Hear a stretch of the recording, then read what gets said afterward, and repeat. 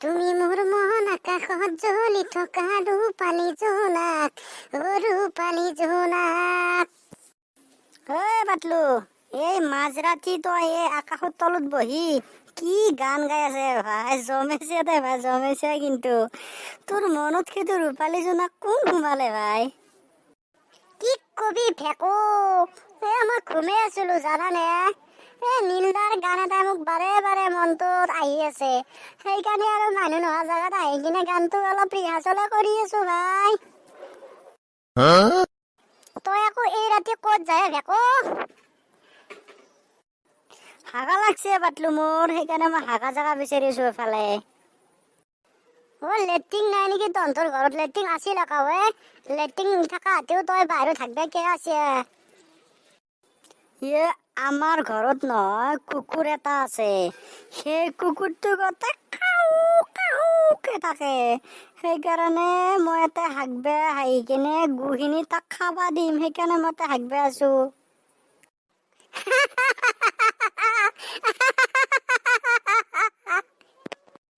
তই মানুহ মাৰি পেলবি ভেকো, মই হাঁহিত থাকতে পাৰা নাই ভেকো তোৰে কথা শুনি কিনে। আজিকালি আৰু ডিজিটেল ইণ্ডিয়া যুগত তই আৰু বাহিৰত হাগাৰ দিন আছেই না ভেকো। বাটলু, তোৰ কথা শুনিও মোৰ হাঁহি উঠে। তই যে ক'লি ডিজিটেল ইণ্ডিয়া বনাইছি বুলি। ভাই, ডিজিটেল ইণ্ডিয়া এখন দেখবাক গেলি কেনেকুৱা হয়? মইচোন আজিকালি দেখাই পোৱা নাই ভাই, মোক দেখাবিচোন একদিন। এইগিলা কথা বাদ দিয়া ভেকো, এই ৰাতিখানো যাতে তোক লগ পালো, মনত এটা মোৰ আইডিয়া আছে। আমি এটা নতুন বিজনেছ এটা কৰিম, সেই বিজনেছটোৰ কথাকে পাতো অলপ। ৰ ভাই, কথা পাতিম ৰ। ফাৰ্ষ্ট মই হাগি আহো ৰ দে ভাই। বাটলো ক'ত? মই হাগি আহিলো দে ভাই। নহয় ভেকো, আমি এই আঠাকা হাতৰ হোটেলখনত বহি লওঁ বুজচোন। তাতে আমি বহি লৈ কিনে আলোচনাটো কৰিম আৰু তাতে কিবা খাই ল'ব পাৰিম আমি ন? যৌ ভাই, যৌ। বাটলো, অৰ্ডাৰটো দিয়ে খাব লাগছে মোৰ। ৱাটাৰ, পানী কিয় মাতছে বাটলু তই? পানীক মাতা নাই ভাই, চাহজিৰে হোটেলত চাহ দিয়া মানুহক মাতছো। চাহ দিয়া মানুহক ইংলিছত ৱেটাৰ বুলি কয়, ৱেটাৰ। জমেছে ভাই, তই কিন্তু তামান জমা দে মোক। মই আকৌ ভাবছিলো তই পানী কিয় মাতছে, তোৰ পেহে লাগিল নেকি? ৱেটাৰ, দাদা কওকচোন, কি খাব আপোনালোকে? মই লৈ আহিম এতিয়ানে। ভাইটি, গৰম গৰম কি আছে লৈ আহা। গৰম গৰম চিঙৰা হ'ব আৰু লগতে চাহ হ'ব, লগতে পুৰি চব্জি, পৰঠা হ'ব, ইডলি হ'ব, ডোচা হ'ব। আপোনালোকে কি খাব কওকচোন? বাটলু, এইটোই নে ৱেটাৰ? গৰম গৰম আনবে দি, চিংৰা গজা চাহ আমি নাখাওঁ। ৱেটাৰ, গৰম গৰম কি আছে লৈ আহ যা। দাদা, গৰম গৰমটো মই কোৱাখিনি বস্তু আছে, আৰু যদি তাতকে গৰম গৰম লাগে আংৰা আনবা পাৰিম, আংৰা। ৱেটাৰ, কথাটো কি জানা নে? তোক যে আমি গৰম গৰম বস্তু আনবা দি আছো, আংঠ এটা লৈ আছা। তই যে ক'লি আংঠ আছে বুলি, সেই আংৰা এটা লৈ আছা। আমি মানে তোৰ বিৰি খাম, বিৰি। সেইটোৱে গৰম বস্তু লাগে আমাক, বিৰি খাম। দাদা, আপোনালোকে মানে সেই গৰম বস্তু দি মানে বিৰিহে টানে? বিৰি দেখোন স্বাস্থ্যৰ পক্ষে হানিকাৰক, কিয় খায় বিৰি? দাদা দুটক মই আৰু এটা কথা কওঁ, আপোনালোকে যে বিৰি খাই আছে, আপুনি যে বাইকখন লৈছে তাতে কেৰাচিন তেল ভৰাই চলাবনে গাড়ীখন? কেৰাচিন তেল দি আকৌ কিয় চলাব গাড়ী ৱেটাৰ?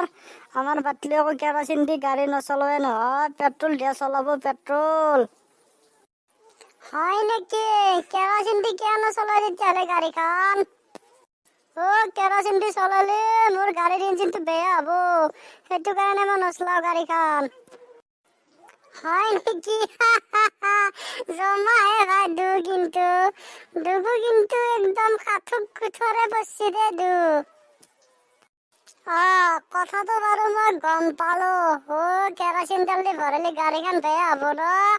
তহঁতে এতিয়া যে বিড়ি খাবা লৈছা দুৰুতো এটা কিডনী আছে, লিভাৰ আছে। তহঁতে এইকেইটাতো কৰোড় টকাৰ সম্পত্তি। তহঁতে বিড়ি খাই কিনে কৰোড় টকাৰ সম্পত্তিটো বেয়া কৰি কিয় আছা? কিন্তু সেই 50-60 হাজাৰ টকাত বাইকখন কিনছা। সেই বাইকখন কেৰাচিন দি বেয়া হ'ব বুলি গাড়ীখন কেৰাচিন তেল দি নচলোৱা না। কিন্তু লিভাৰ কিডনী কেইটাৰ কথাটো একবাৰ ভাবি নাছা। কিন্তু সদায় বিড়িয়ে টানি আছা না। অৱে ভাই, মোৰ মাইণ্ডত তোৰ কথাখিনি একদম লাগি গেছি। মই কথাটো ভাবি চাছো ৰ অলপ। কথাটো নহয় বেকো, মানে কথাটো হয়ে। ইমান দিনে মানে মই মনত কৰাই নাছিলো। বিড়ি কেইটা খালি যে মোৰ কিডনীটো বেয়া হ'ব, লিভাৰটো বেয়া হ'ব। মই কিন্তু গাড়ীখনৰ কথা চিন্তা কৰিছিলো। কিন্তু এই সৰু চলিটোৱে কোৱা কথাখিনি মোৰ এতিয়াহে মাইণ্ডত লাগছি। ৰাইজ, মই আপোনালোককো কৈছো, আপোনালোকে যদি আমাৰ এই ভিডিঅ'টো চাই আছে, আপোনালোকে নাখাব দে বিড়ি। আপোনালোকে আমাৰ এই ভিডিঅ'টো নৱপ্ৰজন্মৰ মাজত ইমানেই শ্বেয়াৰ কৰক, আপোনালোকে একদম শ্বেয়াৰ কৰি একদম বানপানী কৰি দিয়ক ৰাইজ। হে দোস্ত, আজি মই ৱেটাৰৰ পৰা এটা কথা জানিলো যে বিড়ি আমাৰ স্বাস্থ্যৰ পক্ষে বহুত হানিকাৰক। সেইবাবে ময়ো আজিৰ পৰা বিড়ি খোৱা বাদ দিলো। আপোনালোকেও বাদ দিয়ক। মই সেইকাৰণে বিড়িৰ ওপৰত এটা গানেই ৰচি দিলো, যাতে মই ৰাতিৰ ভিতৰতে জনপ্ৰিয় হৈ যাওঁ। ৰাইজ ভিডিঅ'টো চাবা। ৰাইজ বিড়ি খোৱা এৰি দিয়া। যিসকলে য'ৰ পৰা ভিডিঅ' চাই আছা, ছাবস্ক্ৰাইব বুটনত ক্লিক কৰি অল কৰি দিয়া।